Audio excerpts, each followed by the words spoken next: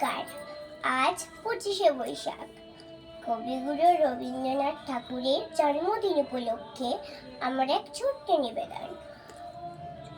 25শে বৈশাখ, কবি দেবব্রত দত্ত। চতুর্দিকে ধূপের ধোঁয়া, বাজছে কোথাও শাক, ক্যালেন্ডারে চোখ চলে যায় 25শে বৈশাখ।